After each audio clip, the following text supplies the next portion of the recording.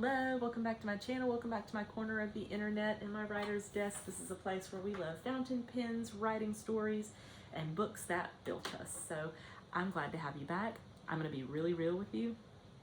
I'm wearing the same clothes as my last video because this is the same day as the last video that I did. I had just had a lot of content that I wanted to get out and kind of put out there and kind of schedule it so I could kind of have it off my plate. And I'm glad that I have a moment.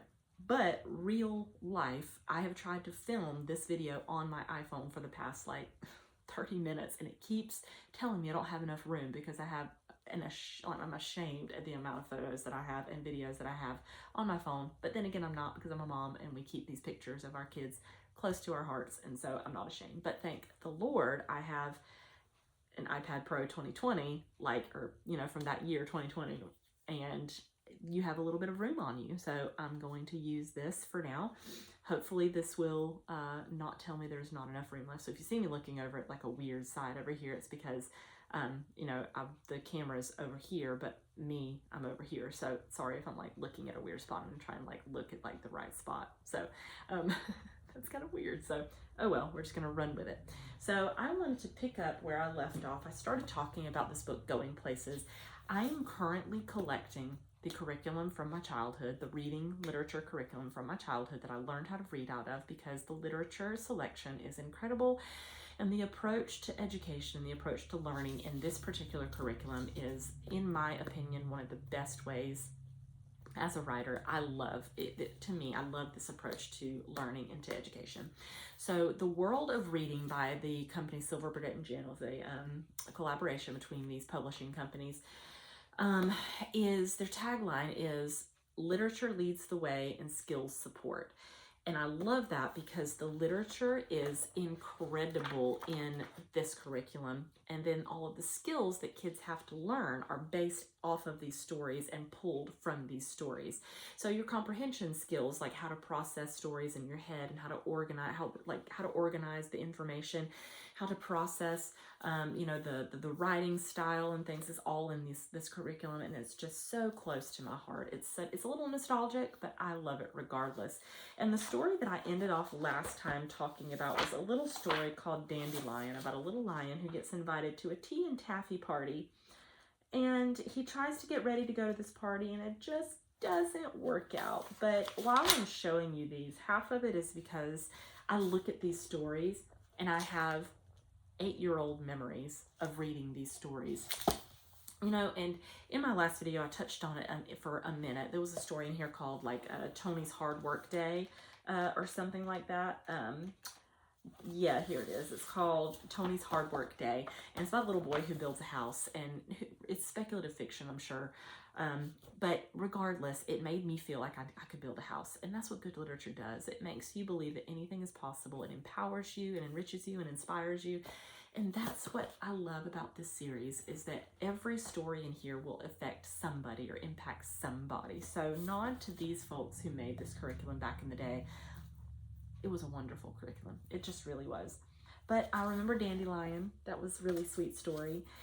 Some of the stories in here, actually, fun fact, the curriculum that was the first curriculum that I taught out of as an elementary school teacher had some stories from this book. And so the two stories that I remember specifically from this book is called The Goat in the Rug, which was a really good story. So let me find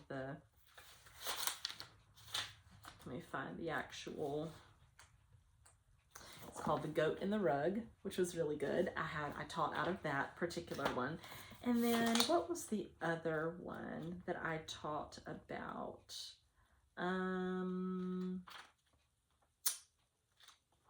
Smooth Move, no.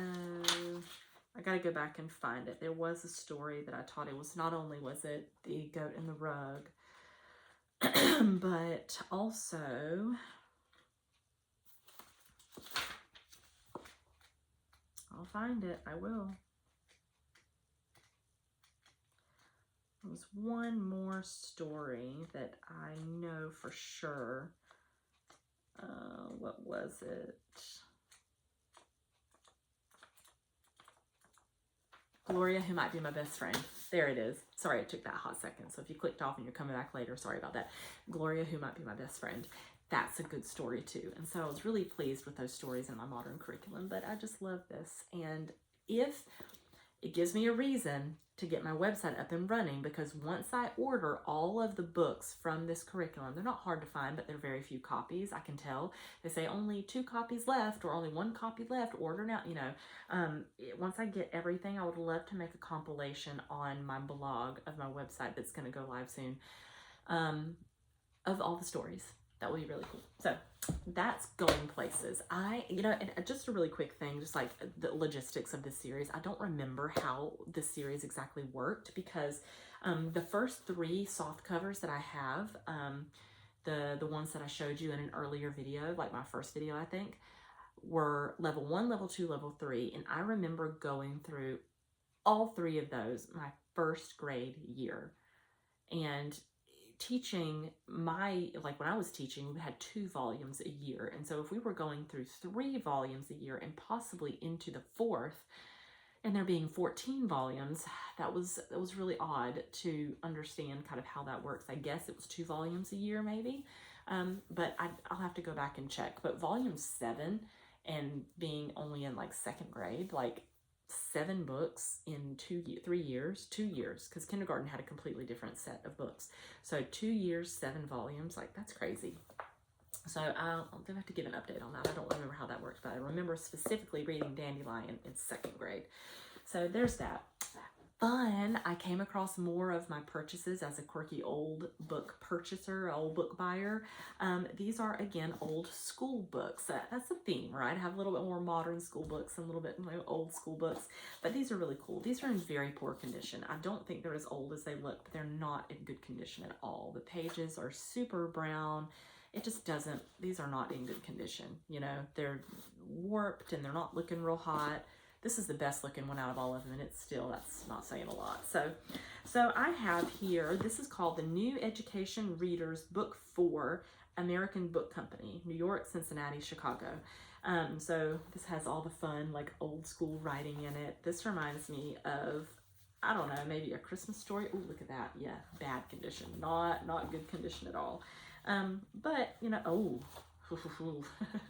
I didn't do that, but you know, this is in very poor condition, but it's fun to have nonetheless. There's a lot of more notes in the back, and I don't know if I've got a publishing year. It said book 4, reading for the 3rd year, copyright 1901.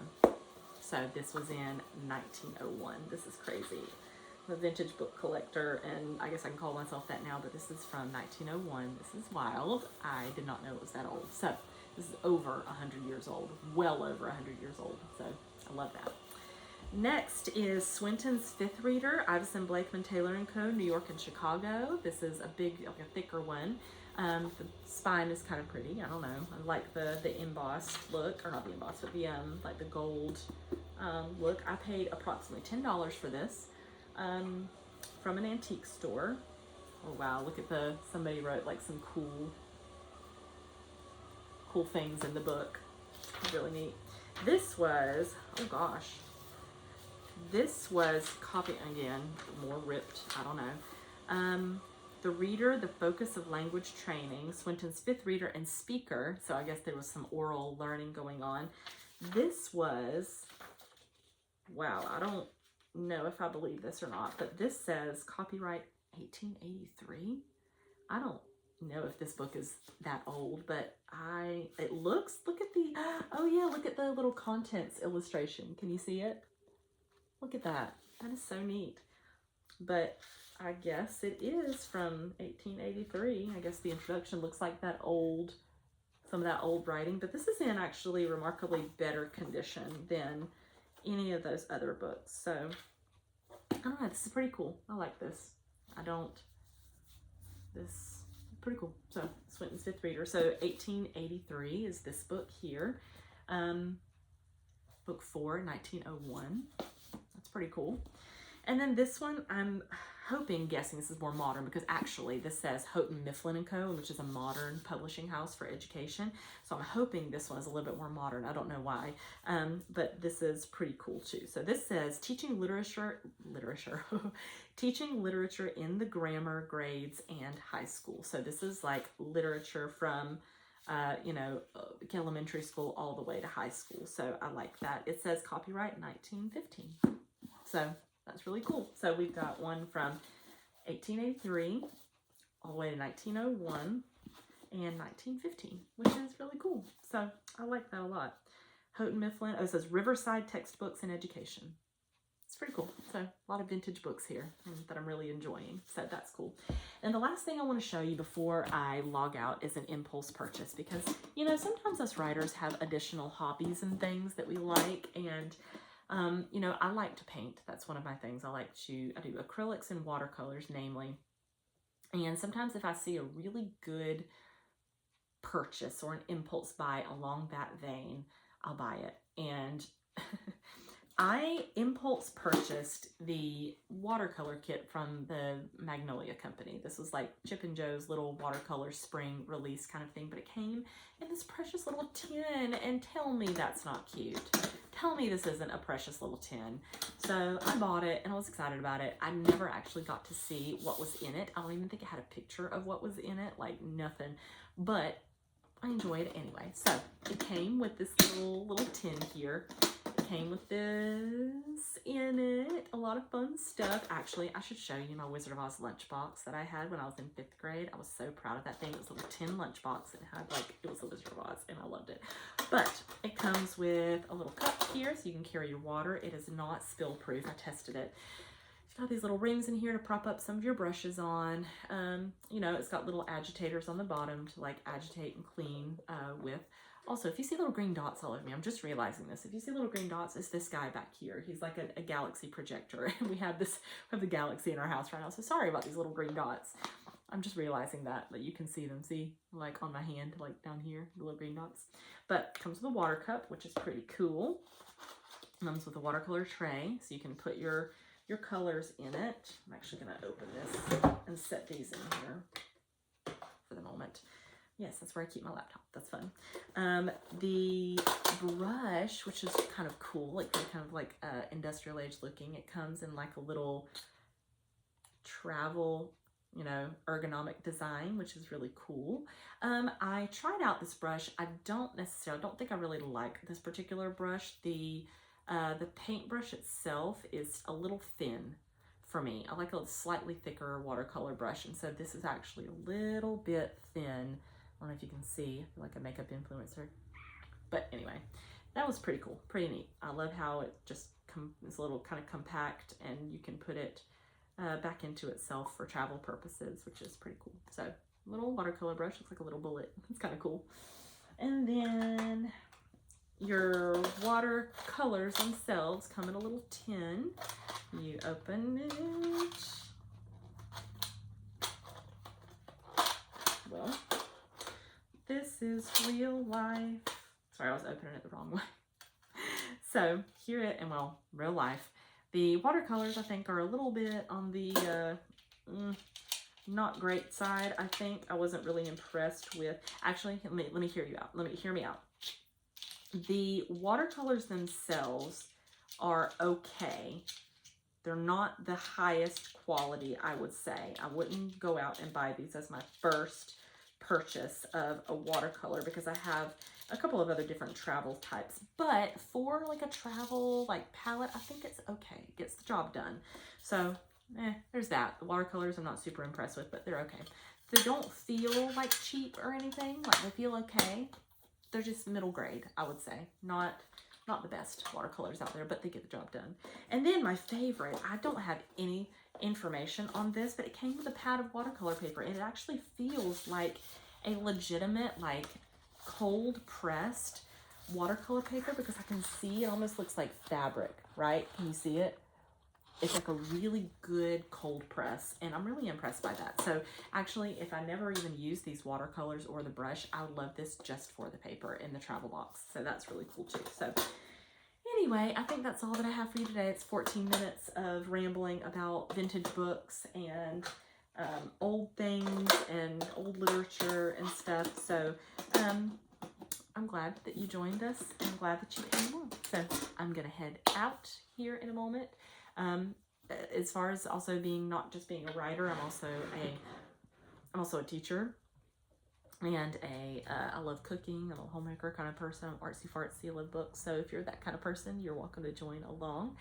I have a pot roast in the crock pot that smells incredible. I have to go shred up the beef and dip the vegetables out into a travel case, and I'm headed over to some family. So I will see you next time. Thank you for joining me. Please comment or join the community if you like what you see, so I know what you like to see, because personally, I'm doing this for me. I'm doing this because I love this and I love doing this. But if there's something specific that you have a question about or something that you would like to see, I'm all ears. So thanks for joining me, and I'll see you next time.